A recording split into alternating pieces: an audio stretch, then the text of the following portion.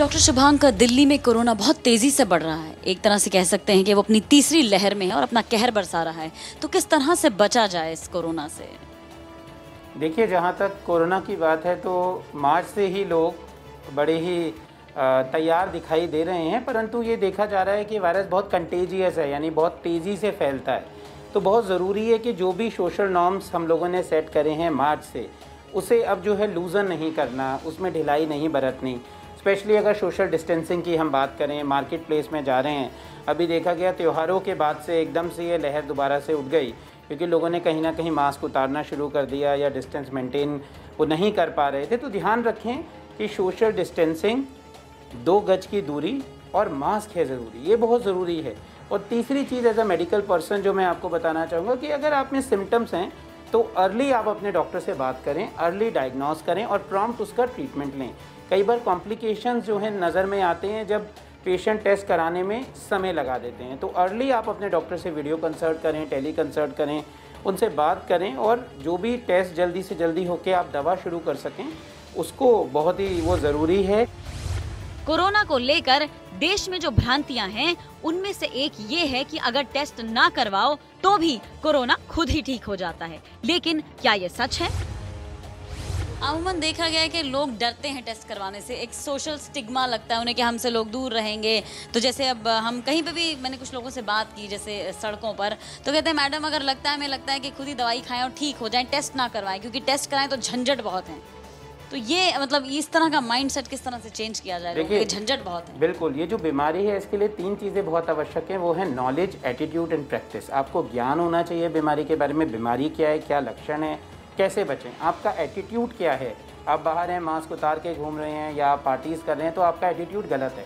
और क्या चीज़ों को प्रैक्टिस में ला रहे हैं कि नहीं, आप हैंड सैनिटाइज कर रहे हैं, हाथ अच्छे से साबुन पानी से धो रहे हैं कि नहीं, घर पर भी सोशल डिस्टेंसिंग आप बुज़ुर्गों से, जो कार्डियक पेशेंट हैं, घर में जिनको और समस्याएं हैं, उनसे आप बना रहे हैं कि नहीं। और बाहर तो सोशल डिस्टेंसिंग की काफ़ी आवश्यकता है, तो उसको नकारना नहीं है, ज़रूरी है। और जो बेसिक स्ट्रेटजी है इस पब्लिक हेल्थ प्रॉब्लम से डील करने की, वो है टेस्ट, ट्रैक एंड ट्रीट। जल्दी से जल्दी टेस्ट कराएं। अगर आपके नोन सर्कल में कोई पॉजिटिव आया है तो ट्रैक करें और जल्दी से जल्दी उसको ट्रीटमेंट मिले, उसमें डिले ना हो। करेक्ट, याद रखें, टेस्ट, ट्रैक एंड ट्रीट।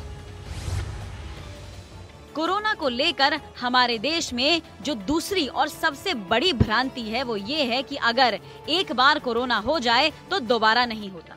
हमारे लिए ये जानना जरूरी था कि ये कितना सच है और कितना झूठ।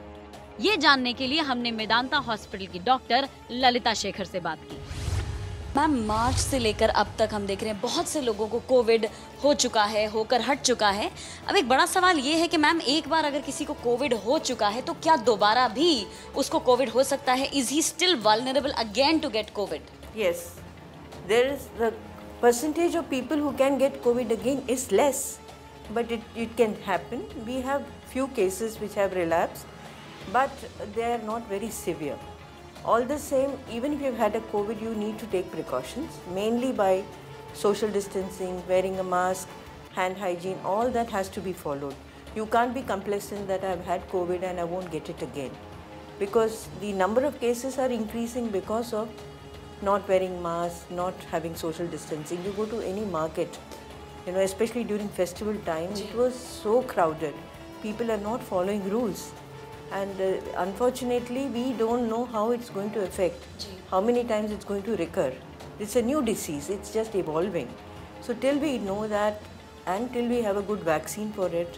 Does the body develop any kind of immunity for the same? Yes, it does. A lot of, if you test after 15 days, antibodies do develop. But there is no correlation between the height, the actual value of antibodies and the protection. And because these antibodies also decrease after 3 months. Okay. But so 3 महीने तक still the person is a little will more have, immune. but still I think one should be careful. But ढिलाई नहीं करनी। हाँ, ढिलाई नहीं करनी है, बिल्कुल भी नहीं करनी। मैम, हमारी जो किचन है वो सबसे बड़ी डिस्पेंसरी है। we have our काढ़ास with अदरक, हल्दी, तुलसी। बट उसके अलावा कौन कौन सी ऐसे सप्लीमेंट्स हैं, लाइक विटामिन्स, मिनरल्स, जिनको लेने से हम लोग अपनी बॉडी की इम्यूनिटी बढ़ा सकते हैं? सबसे पहले तो विटामिन सी है जो बहुत ही इसके लिए अच्छा है, जिंक है एंड विटामिन डी है। कोरोना एक महामारी है जिससे आज दुनिया का हर देश प्रभावित है। ये बीमारी न अमीरी देखती है न गरीबी। ये बीमारी कुछ देखती है तो वो है लापरवाही।